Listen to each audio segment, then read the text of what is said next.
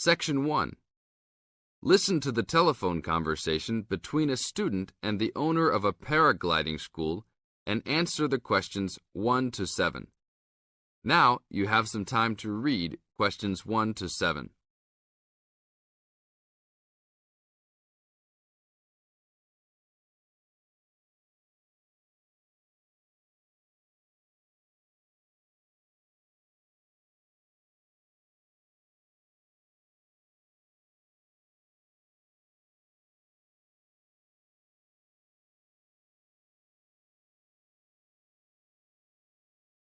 Hello, Paraglider's Paradise.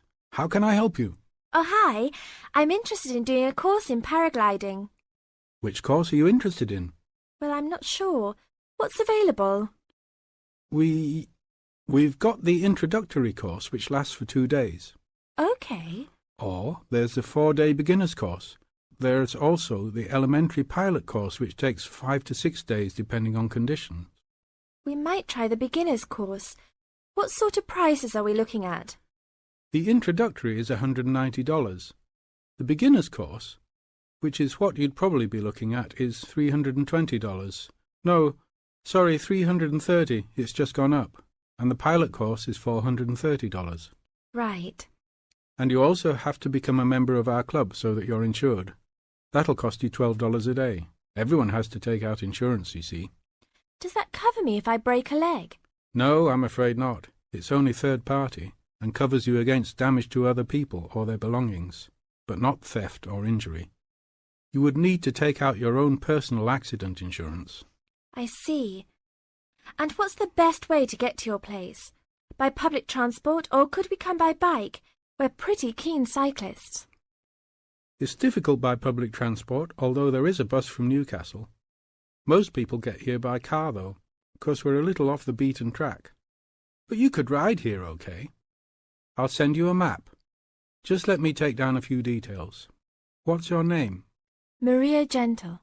And your address, Maria? Well, I'm a student staying with a family in Newcastle. So it's care of... Care of Mr. and Mrs. MacDonald. Like the hamburgers? Yes, exactly. MacDonald. The post office box address is probably best. It's P.O. Box 2492, Newcastle. Is there a fax number there? Because I could fax you the information. Yes, actually there is. It's 0249. That is for Newcastle. And then 760412. Okay. Now, if you decide to do one of our courses, you'll need to book in advance and to pay when you book. How would you be paying? By credit card, if that's okay. Do you take Visa? Yes, fine. We take all major cards, including Visa, Master and American Express. Okay then. Thanks very much. Now you have some time to read questions 8 to 10.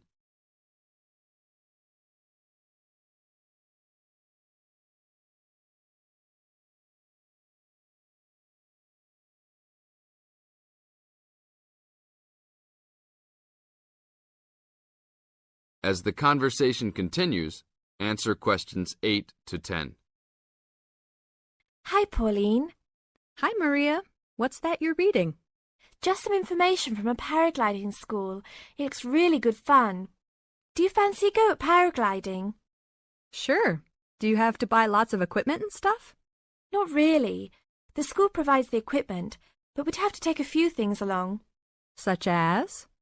Well, it says here, clothes wear stout boots, so no sneakers or sandals, I suppose. And clothes suitable for an active day in the hills, preferably a long-sleeved T-shirt. That's probably in case you land in the stinging nettles. It also says we should bring a packed lunch.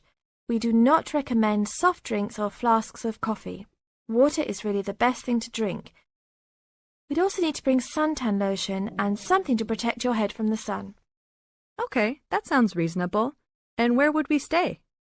Well, look, they seem to operate a campsite too, because it says here that it's only $10 a day to pitch a tent. That'd be fine, wouldn't it? And that way we'd save quite a bit, because even a cheap hotel would cost money. Or perhaps we could stay in a bed and breakfast nearby. It gives a couple of names here we could ring. I think I might prefer that. Hotels and youth hostels would all be miles away from the farm, and I don't fancy a caravan. No, I agree. But let's take a tent and pray for good weather. Okay, let's do it. What about next weekend? No, I can't. I'm going on a geography field trip. And then it's the weekend before exams, and I really need to study. Okay then. Let's make it the one after the exams. Fine. We'll need a break by then. Can you ring and...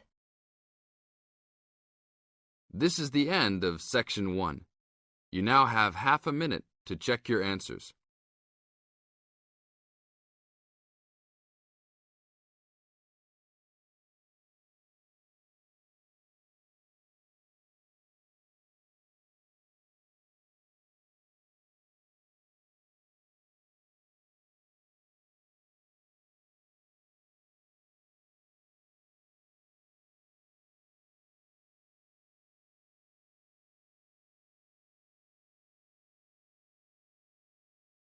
Now turn to Section 2. Section 2. You are going to hear an interviewer who is interviewing Alan. He made a great discovery of Mungo National Park. First look at questions 11 to 15.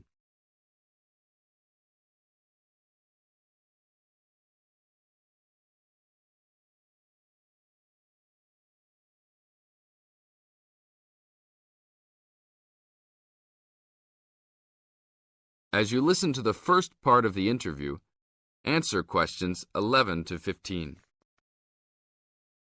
An event occurred in 1996 over a period of 3 days that attracted considerable attention at the time and led to a new find in Mungo National Park, which is the focal point of the Willandra Lakes World Heritage Area in New South Wales, Australia.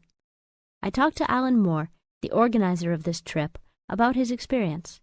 Alan, what was the purpose of your trip? Well, as you know, I love the outback and lead tours of people wanting to go into more remote parts of the country.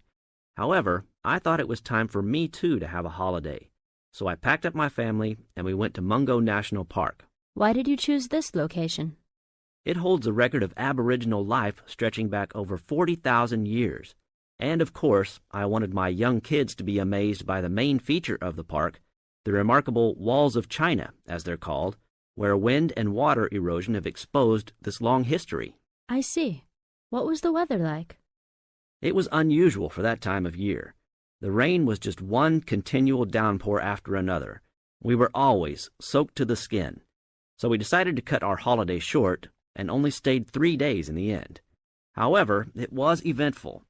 The obvious problem was to get back to the nearest town, a small place called Burunga. But the dirt roads out there are always impassable after rain, so we settled down for a long, wet wait in the park. We didn't really mind because the scenery was so interesting.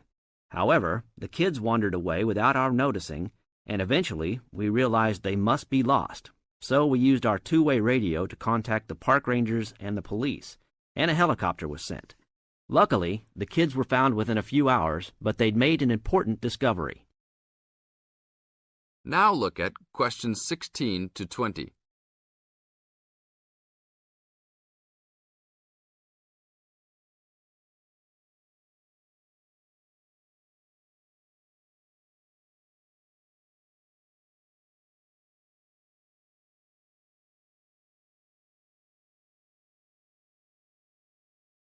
As the talk continues, answer questions 16 to 20.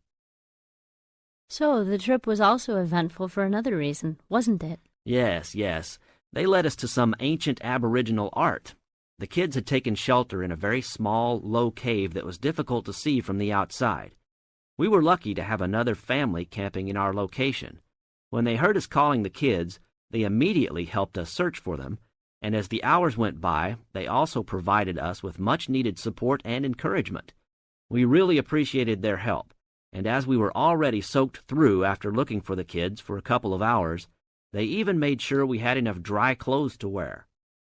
The park ranger managed to get through to us to lead the search, and when the helicopter pilot notified us by two-way radio that he'd seen the children but was unable to land nearby, we were able to eventually find them very excited about what was in their little cave.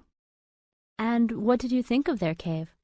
Well, after squeezing in, I must say I was impressed, and managed to take a few photos of it before we left. There were many faint markings and dots on the wall. It was difficult to tell what they represented because they were so small, but people from the museum who have since visited there said the markings were similar to some other findings in the area, and later confirmed they were very old. Although it's now a protected site, the children like to call it their cave, and are allowed to visit it when a ranger can go with them. Thank you, Alan. If you go to Mungo National Park, you can see the entrance to the cave and some of Alan's photos at the ranger's station. Alan continues to lead tour groups in the outback, and if you want further information... This is the end of Section 2. Now you have half a minute to check your answers.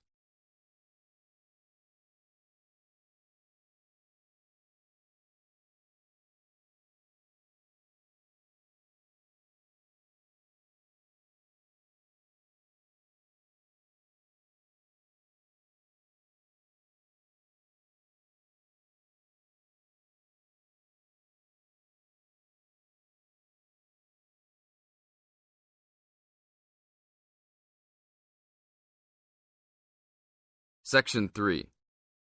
You are going to hear a conversation between Sally and Ben.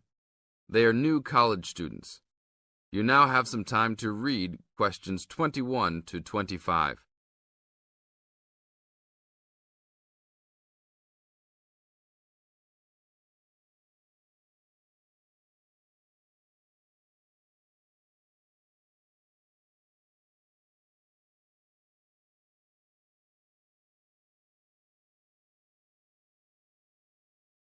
Now, listen to the first part of the conversation and answer questions 21 to 25.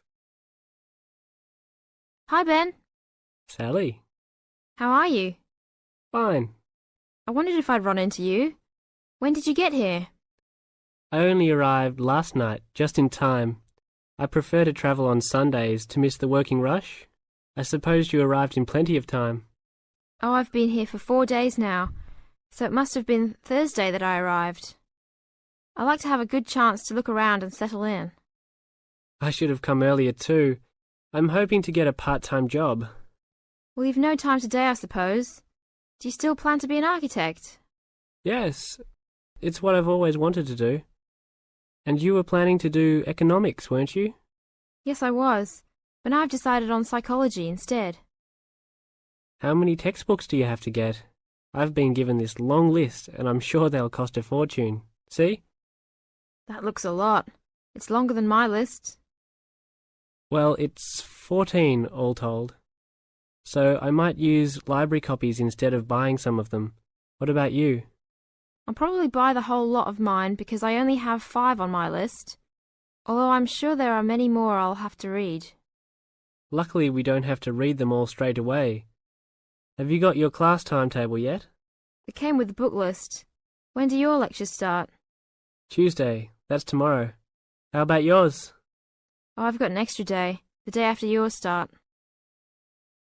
Now you have some time to read questions 26 to 30.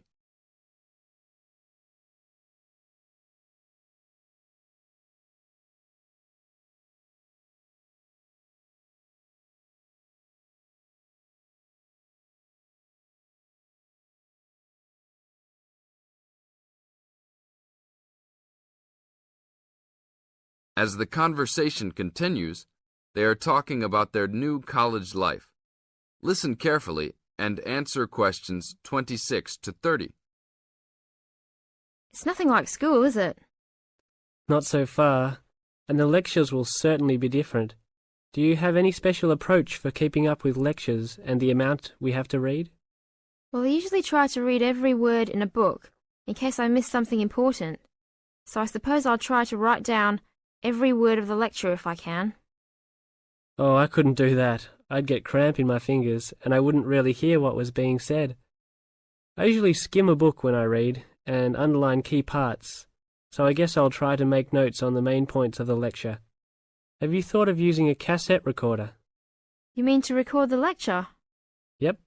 Then you could make really good notes. Is it allowed? I think so. It must be. Plenty of people seem to do it. It has to be better than trying to write every word as you listen. Anyway, what's your first lecture about? Oh, it's on the Industrial Revolution. The Industrial Revolution? Sounds boring to me. Not really. It made a big difference to everything, including architecture eventually. So what's your first lecture about? It's about what separates humans from other animals. Okay. Look, I was on my way to the library to check out some of these books on my list. I have a tutorial paper to give in a couple of weeks. Oh, what's the topic? Well, I think our lecturer must have trouble thinking up topics. The topic is, why study architecture? I don't know. It could give you a chance to set out what you want to do. I guess so. Have you been given any tutorials to do yet? Yes. Mine is called Needs for Sleep. Sounds almost as interesting as mine. This is the end of Section 3. You now have half a minute to check your answers.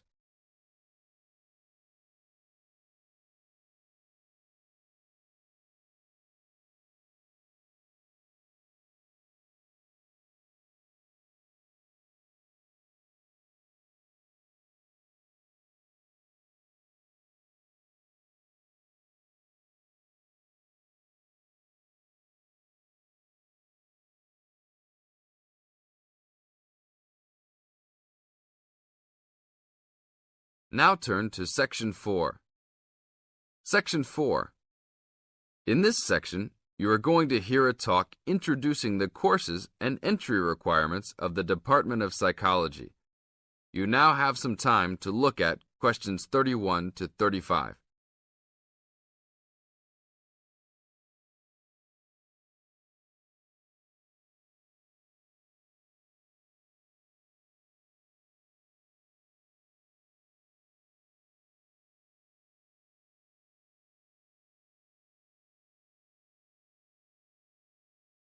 Now listen to the first part of the talk and answer questions 31 to 35.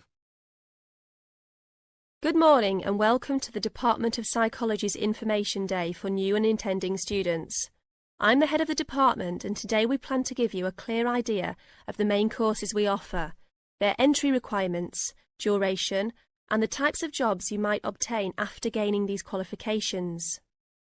During the course of the day, I hope you will take the opportunity to talk to staff and attend information sessions for particular courses that may interest you. Some of these courses are open to school leavers, but some have particular entry requirements, so it is important to note these. Firstly, the Certificate in Psychology is offered as a 6-month course for those wanting a general introduction to the subject for personal or work-related purposes. There are no specific entry requirements. At undergraduate diploma level, we provide a 1-year diploma in psychology course, designed for those already in employment, whose work and previous training is not in psychology. There are no particular entry requirements, and students in this course usually take it to help them progress into their careers. For a major in psychology, we offer a 3-year degree course called a Bachelor of Arts, after which students can go on to take other courses if they want to specialise in psychology. The only requirement for this course is the usual undergraduate admission to university. Now, for the more specialised courses in psychology, we offer a master's degree to be taken over 18 months. This can be by research or coursework, but entry to this programme is only through first gaining a degree in psychology. That means you must have a degree majoring in psychology. And lastly, for those wanting clinical qualifications at postgraduate level, we offer a diploma in clinical psychology over a 12-month period, usually called Clinical Psychology Diploma, for short. The minimum entry requirement for this programme is an appropriate honours degree. Now look at questions 36 to 40.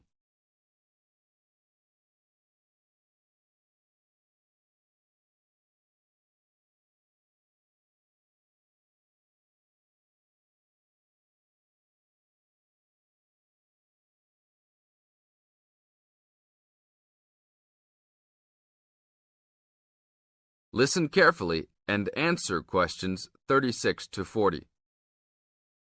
Now, it's also important that you have some understanding of the types of work these courses can prepare you for, and it's useful to know the relationship between the work you might do after you complete the course and the work of others who have studied different courses in psychology. As I said before, the certificate in psychology is for personal interest or possibly for work-related purposes, but doesn't qualify you in any particular way. Our students in this course can range from women who have stopped work to care for their children and the children have now commenced school, to the support staff in a specialised publishing company. They really vary a lot. The undergraduate diploma usually attracts people working in offices such as banks or in some government departments. If you gain a degree with a major in psychology, again, you are not professionally trained, but this could enable you to undertake further training to obtain professional qualifications, or it might just be part of a first degree that will help you to get a good job that doesn't require particular specialisation at that stage.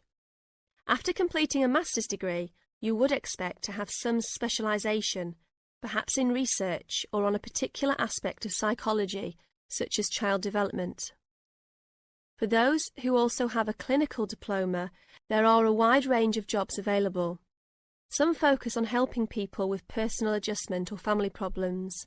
Others might concentrate more on using psychological tests, or perhaps working in particular institutions, such as those for the mentally ill, or in prisons. There are many other job opportunities, so if you are interested to discuss possibilities with any of the staff today. This is the end of Section 4.